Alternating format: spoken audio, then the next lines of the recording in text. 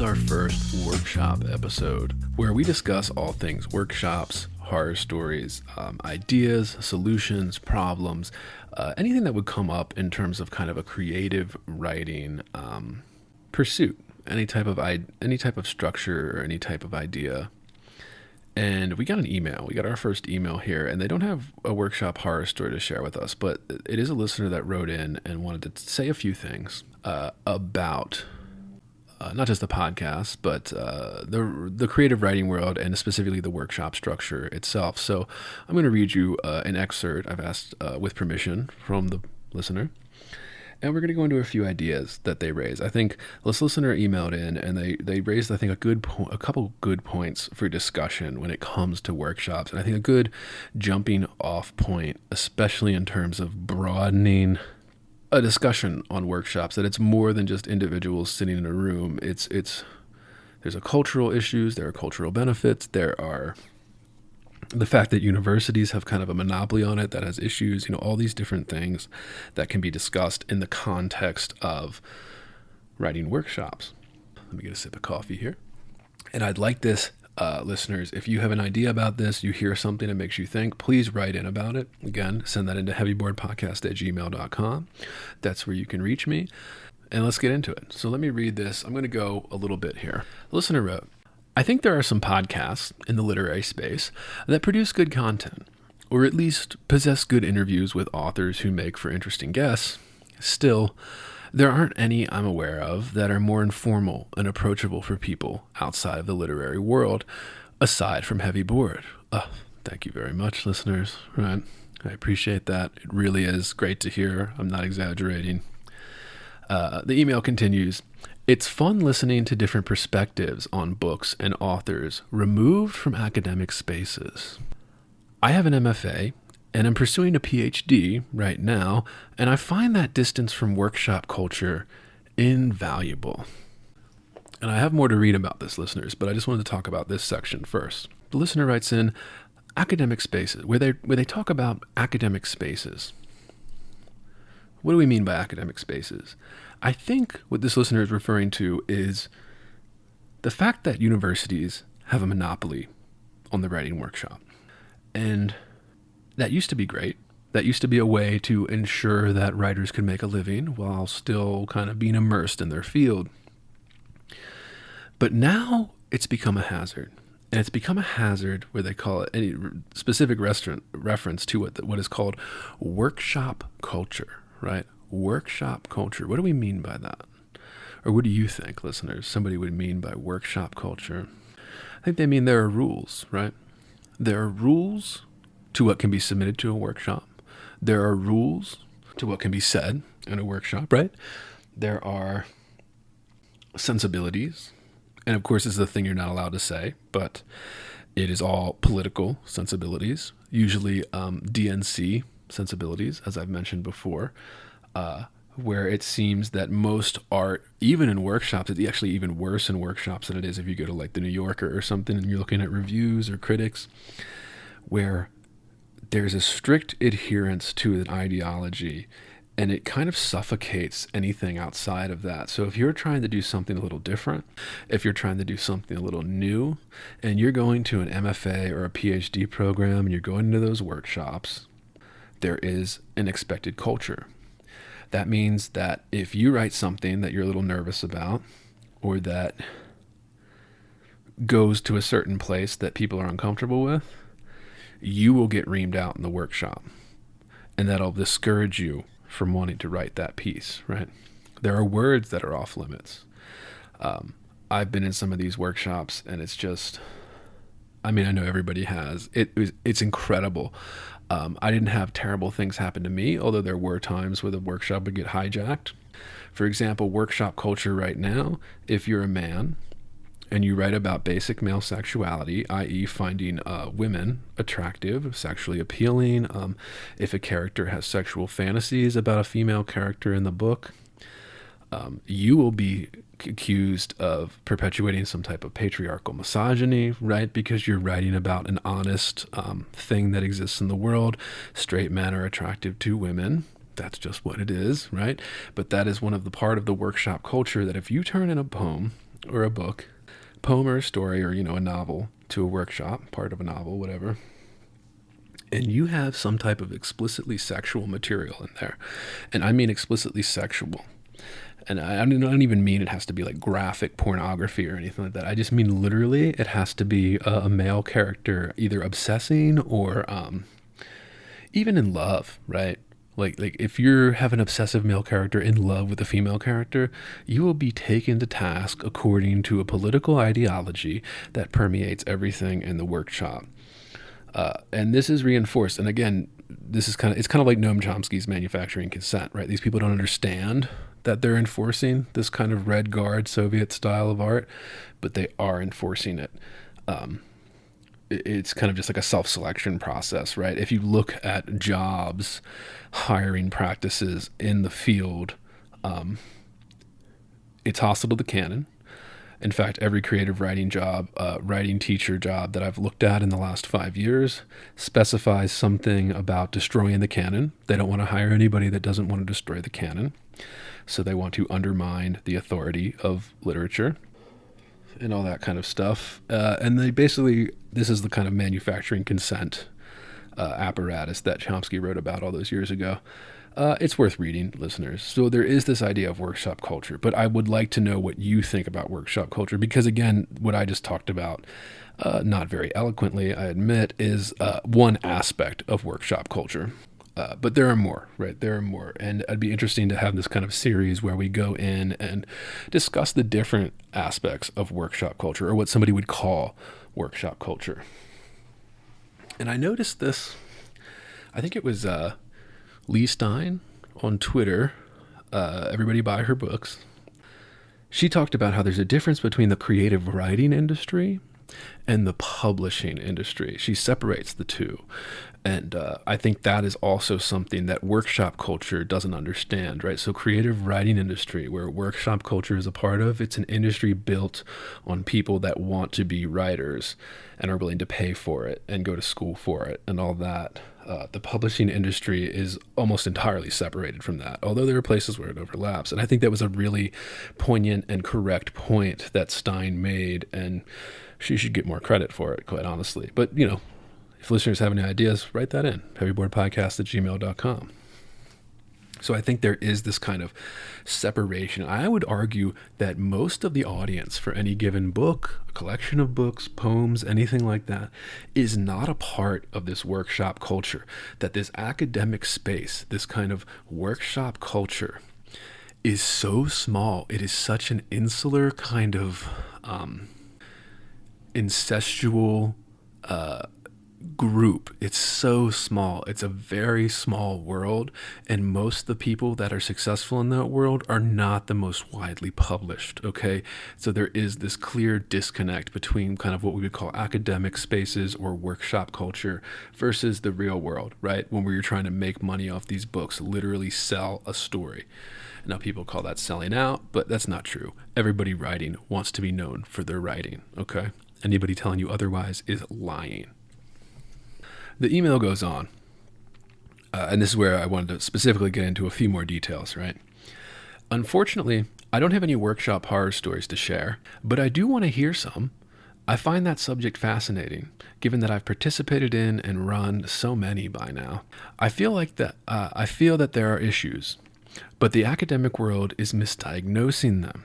I've witnessed a number of interviews for visiting assistant professor gigs, and every applicant has identical complaints about workshop structure. And they have in parentheses here, we need to value the workshop's voice, and basically provides the same non-solution to the issue, and act as if their non-solution was one they conjured up independently. It's so difficult because some workshops do go terribly, but I feel that has way more to do with the composition of a particular workshop than the structure. Again, thank you for this email, listeners. There's a couple things I want to point out here. When we talk about the composition of the workshop and kind of when a workshop goes south, A workshop goes south because of the workshop leader, the instructor, a lot of times the tenured professor that is leading the workshop. They are the sole authority in the workshop, and that's the bottom line. Now, this is all wrapped up into kind of workshop culture, academic spaces as well, but there is a kind of common thread in the pedagogy that is coming out of academia right now, particularly around writing instruction, because most of it is an evidence-based, by the way. But there's this continuing trend towards what they call student-centered learning, and this is baked into the pedagogy. If you pick up any of the good, like the big pedagogy books written in the last 25 years, they're talking about this kind of made-up bullshit where they say it should be student-centered and not instructor-centered. That's not true for workshops. That's not true. I had a lot of instructors that would say things like, well, it's really about your peers in the class, but it isn't really about the peers in the class. I get what they're saying, that the peers in the class do most of the work of a workshop, but that is, I think, shrugging off the responsibility of an instructor in the room. The instructor is the law. The instructor stops something from going too terribly. The instructor stops people from berating another student. Although nowadays, I've heard many horror stories from friends, usually in person at a bar when they tell me this, where the instructor joins in on dogpiling somebody in the workshop because they turned in something that someone accused them of misogyny, they accused them of some ism, some social media swarm style instruction. So that's what that's becoming. So there's that. It's always up to the instructor. It's always up to the instructor. And there's this trend in pedagogy that wants to diminish instructors' expertise. There's a trend in hiring, as I previously discussed, that wants to completely eliminate the expertise of the entire field. They want to destroy the canon, the thing that has spent hundreds of years building, refining, adding, all this stuff. They want to destroy it, therefore undermining the authority of a professor of English, right? That's what they want to do. That is the stated goal. It is stated in the hiring practices. It is stated in the job descriptions. They want to hire you to undermine your own authority. And this is the case with the pedagogy. So an instructor would read a pedagogy book, and the pedagogy book is instructing them to undermine their own authority in the classroom, pretending that these amateurs sitting around the table who have all paid to be there at an MFA, PhD program level, these people have been handpicked, usually by the instructor, right, to come sit around this table and work with this instructor. The instructor giving up their authority in that role will never benefit the workshop, will never help people achieve what they're going for, what they're trying to do with their work. Like I said, I've heard stories where literally the instructor will single out people, not anonymously, like by name, and just berate them in a struggle session, so that a lot of workshops become struggle sessions. Particularly, like I said, one example is if you're a man writing about male sexuality. You will always be hit over the head with that bat. They will pull it out. Somebody will pull it out. Somebody who's, 20-some years old, probably never had sex in their life, is going to tell you that you're misogynist, that you're not, that you're degrading women, reducing them to sexual objects, so you're not allowed to find women sexy, right? All of this. It is baked into the cake. And the instructor will usually allow it, which is a problem with the instructor. So there's that, right? That's one aspect of it. The other thing I'll talk about, and of course, this has to do with something that they would call the creative writing industry. Because of the instructor, there are certain types of workshops. So I've heard about this from friends who were in PhD level workshops, PhD level creative writing workshops. And what happens is the instructor is so lazy and doesn't want to do their job, so they have everybody come in and do cold reads. So you are not giving the poems ahead of time. And I don't know if this is happening in fiction workshops. Maybe a listener could write in and let me know if this is happening in fiction workshops, where you're not giving the work at least a week ahead of time to get the readings in, and give it a couple reads, go over it, try to be fair, try to help this person grow, try to help them make their work better. What a lot of lazy professors have chosen to do with poetry is to not do that at all, which means that we're not having a workshop, that they're not having an actual discussion. They are just, I guess, getting paid to show up to a room for a couple hours a week. And That's a disgrace. Absolutely disgraceful. If you're a professor and you run your workshops this way, you shouldn't be a professor. You should lose your job because you're not running a workshop. And I actually had a friend who's told me at a couple different institutions, I've had friends tell me about this style of workshop. I find it absolutely appalling. If you're coming in with nobody having read the poems prior to the day of workshop, and not only because they're bad students, that's not why they didn't read the poem, it's because that's what the instructor wants them to do. And instructors that do this lazy kind of workshop routine, what they claim is that they're giving it a read that people would in a magazine. Nobody's going to read your poem more than once. Nobody's going to read your story more than once, so it only matters for that one read. And of course, that is completely fabricated. That's not what workshops are for. Workshops are for honing the craft, understanding the mistakes, pointing out the mistakes. It isn't for people to read in a fucking literary magazine one time and set it aside, okay? That is the after effect. That comes after the workshop process. But of course, these instructors all have tenure. Of course, I'm not going to name names. I'm not going to say what universities they were from, but they were prestigious, huge R1 research institutions in the States, okay, that they're in. And the staff is literally a joke, just absolutely insane. So that's another issue in workshops, right? Just complete disregard for the time it takes to write something like this. It's built into the course that people do not give you the time of day. And it's so appalling. It's so appalling that these people call themselves creative writing instructors. They're just lazy. They've lost it. You know, they're just enjoying tenure at this point, or that's what they were taught to do because it's baked into the pedagogy, right? And nobody cares. Nobody does anything. Nobody faces any consequences. I've said this before in a few episodes that keep in mind, workshops have their place. I don't want to just be like shitting on workshops, especially if we're doing a series like this. I don't want to just be shitting on them. What I want is them to be better. There's a place for them. There's a place for young amateur writers to come in and have experts, which usually the only expert in the room is the instructor, by the way. To go back to my first point, there is a way that workshops are designed to help people. They want to help young writers. They want to show you the different techniques. They want to help you work through them, learn the craft. There is a place for writing workshops. But when we start getting to these very advanced levels, the MFA and PhD level, and we're still having these petty internet discussions occupy most of the time in the workshop, I just think that it's a failure of the instructor. And there's nobody else to blame it on. You could blame it on these large systemic things. You could blame it on whatever you want, but really it's down to the authority figure in the room. And if the authority figure in the room is not taking that responsibility and using it carefully, if they're using it in a political way, that's a problem. But if they're using it to play favorites, that's usually another problem that happens in workshops, right? If they're using that authority to diminish the experience, like, for example, having cold reads on workshops, it's just not going to work.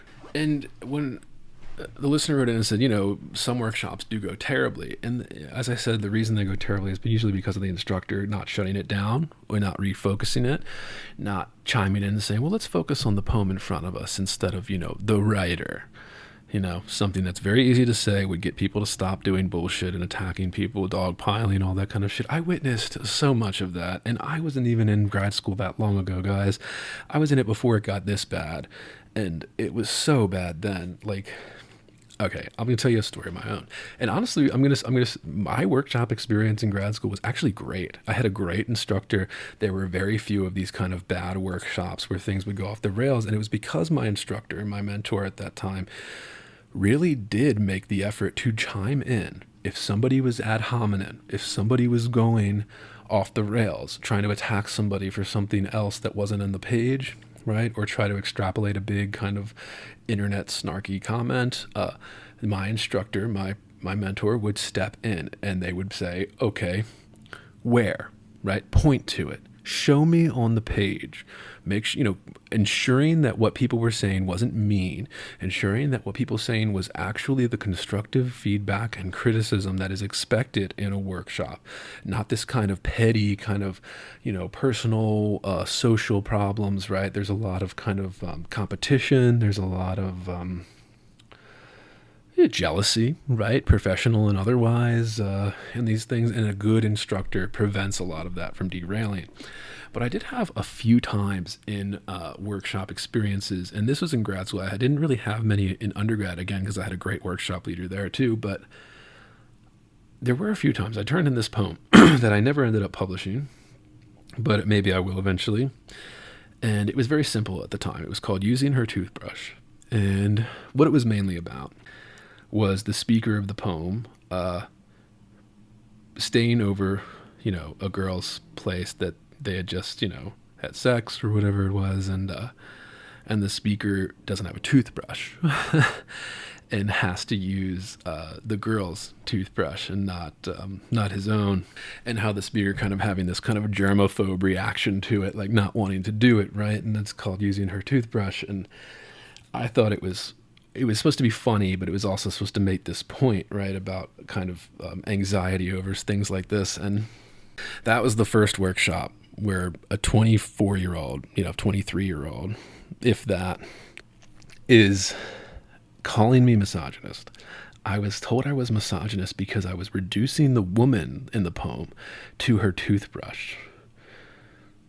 As if I was reducing the woman's value to her toothbrush. But like, again, one, it wasn't in the poem that way. It was a misreading of the work. And I did have a few people stand up for me in that workshop, but this was in my second year or so, I think. Maybe not, where a few people stood up for me during the process, where they said, well, I think that's a hyper feminist reading of this. Like, it's not quite there. You have to stretch some things kind of. And I was like, yeah, of course. Of course, it's a hyper politicized reading because this person is scrolling the timeline all the time and then applying that timeline to this fucking workshop. And thank God I had a good instructor and other peers in the class that respected me, that were willing to stand up for it, because then it could have devolved very quickly into something like a dog pile. Where you get socially ostracized, even outside of the workshop, for turning in this kind of what is supposedly a safe space where you can experiment, where you can make mistakes, but it's not anymore. That's one of the other problems about workshops right now. It is not a place where most writers feel safe experimenting, trying new things. It just is not allowed. Usually, as I said already, by the instructor. The instructor is hurting everyone else by enforcing this kind of ideological, usually based around DNC policy proposals, because they're not laws, right? They're not rules that you actually have to follow. They are using a rubric about, well, this is how good people behave and speak, so therefore, if it doesn't adhere to this, you're a monster type thing. And of course, that is always has to do with these kind of policy proposals from the DNC. And everybody, when I say that, people are like, oh, well, you're some fucking, Republican. No, I'm not. I'm really not, guys. Like, I'm not. I don't subscribe to any of the Republican bullshit. I'm just calling it like it is. Okay? I'm just calling it like it is. That's what I see. I see one side using this kind of made-up set of rules to literally ruin your life or make you a social pariah in the MFA program, the PhD program, and I see instructors actually doing it too. So it's really horrible at this point. There's something else. There's something else that I'm thinking of now. And when you're in that level, when you're not just an undergrad anymore, when you're in the graduate level, the MFA, the PhD level for workshops, one nice thing about that is it depends on the instructor, it depends on the institution. They treat you like a peer in a lot of ways. You're drinking with these people, you're going to the parties, you're having them look at your work. They're not really showing you their work in progress. It's not that type of relationship. Again, there's that authority barrier, right? The instructor is the authority figure. And being treated like a peer at that level is one thing. It feels nice, it feels good, but it also misunderstands the situation. Is that you're on your way to being a peer with an MFA instructor, a PhD instructor, or professor, right? You're on your way to that, but you're not quite at that level still. And there's this idea of I don't know, kind of encouraging these kind of personal friendships. And I think sometimes there's a benefit to that, encouraging those types of friendships. There's also a negative aspect to that. When if you're too friendly, if you're, it's like parents almost. If you're calling your parent by their first name, maybe the relationship isn't quite what it would be in terms of the authority figure and the person that has to follow the authority figure. So maybe there's that a little bit of barrier. I've known friends that had issues, especially male teachers. If you want to get a drink with your students, so let's say you have, 10, 15 creative writing students, probably distributed among the, men and women, probably 50. Honestly, nowadays in MFAs and stuff, it's probably like, 70-30 women to men. But if you're an instructor, a teacher in a program like that, and you want to have your kind of one-on-one meetings to discuss, you want to invite them out to a drink, right? I've heard horror stories of perfectly innocent professors. They will ask their students to come, let's meet here and we'll discuss some stuff over drinks, over a coffee, whatever it is, if they're not on campus. And I've heard horror stories of female students complaining about that. If it's a male instructor, if a male instructor is going to ask a male student out to a bar, that's one thing, right? To discuss their stuff. If a male instructor is asking a female student out to a bar, well, it's a very different situation, isn't it? And this is what I mean. So there's this kind of rules that people are very rigid about, and they're all coming from this political, not laws, not rules, but ideology. This kind of wishful policy list is what it comes from. And that's why I think it's so important to mention. I'm sure there's plenty of people that have had the same experience. So then, because a student complained, I've seen instructors just not able to have drinks with anyone, right? So that level of coming down, the barriers coming down, and you developing kind of a more personal friendship with an instructor or a mentor just can't happen anymore. It's not allowed. And it's not allowed not because it's not right or because it's not beneficial, but it's not allowed because of these made up rules about gender politics, about sexism politics. Like, you can't just be a well-meaning person. So now nobody can have it, right? So what the story I heard was that instructor now doesn't ask anybody out for drinks because, of course, they got accused of being sexist because they felt uncomfortable asking the female students to go out to drinks because it automatically implies this kind of dynamic. And, I think this is what the listener means when they're talking about workshop culture, right?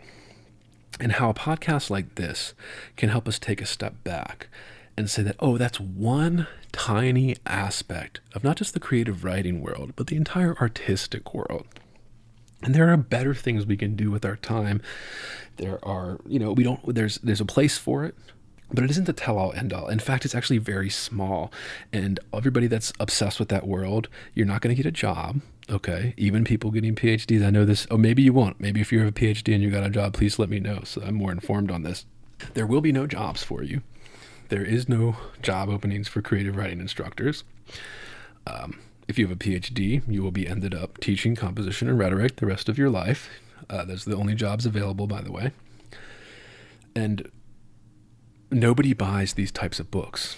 Less people are buying books, period, but they're really not buying these kinds of what they would call workshop culture or academic culture books. They're buying nonfiction. They're not buying creative poetry books. They're not buying experimental fiction books. They're not buying artistic kind of literary books. They always bought less. People always bought less literary books than poppy books and stuff like that. That's always been the case, yes. But now the overall sales for everything is down. And guess what? That size of the academic space, that size of the workshop culture is shrinking with it. And I just think, don't bet everything on that. Take a look around. Broaden it, all right? Please, broaden it. There's so much more out there. And I hope this wasn't all over the place. I really wanted to just do a little short podcast here to get the ball rolling, where I wanted people to understand, we're looking for workshop stories, like things that happen to you in a workshop, but we're also looking for like your thoughts on workshop. what you think's wrong with it, what you think's great about it. Like, this doesn't have to be negative. I know a lot of times with social media, everything gets negative or it comes off negative. Shit, I find myself going into it too, where I'm just like, fuck that, but then I look back, I'm like, why did I say that? Like, well, I don't really think that, like, why did I say that? It was in the mood, right? You just kind of follow the crowd. There is some of that, and that's kind of unavoidable for most human beings. But yeah, I don't know. Again, my best advice usually is trust your gut. Trust your gut. Do not, if you believe, now, this isn't true for amateurs, right? Like, if you're an amateur and you're just getting into this, that's one thing, you don't know quite how to trust your gut yet. Okay. But when you're in the MFA level, when you're in the PhD level, and you've had training in this, and you've worked a bunch of poems, you've written a couple books that haven't been published, you've written a whole collections of poems that haven't been published, or maybe they fail, maybe they're bad. Shit, I did. And when you get to that level, there is a level of trusting the gut, right? That only you can create art you want to read and see. And to do that, you have to trust yourself. And I know, again, this is why I specify amateur versus kind of a more seasoned writer, because if you're an amateur, you do need this kind of workshop structure to help you, hold you accountable to the standards. But once you've had a little bit of that and you're in the MFA, PhD level, you do not need to do anything other than trust that stomach. Trust that gut. What's it saying to you? What did you visualize in your fucking head when you were writing it? Right? So if somebody's telling you something in a workshop, take it with a grain of salt.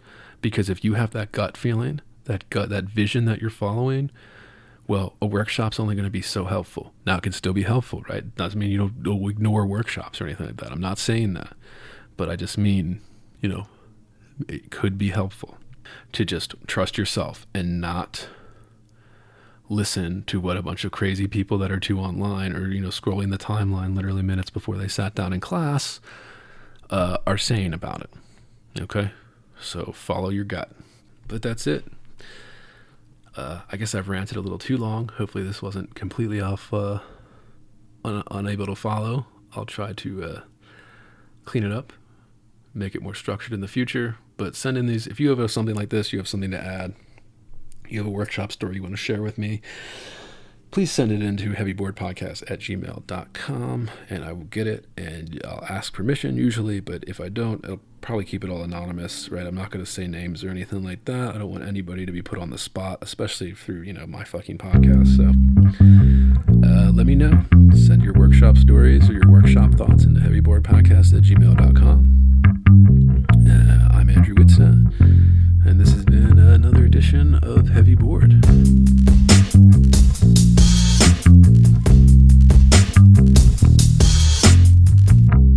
Heavy. Bored. Heavy. I am heavy Bored. I may say that the male is entirely hostile. No! Inner Resources. life, friends, is boring. We must not say so.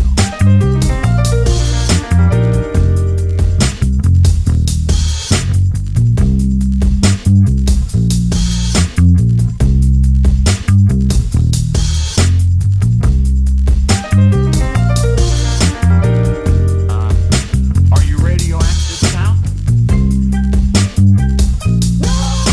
Inner. Resources. American resources.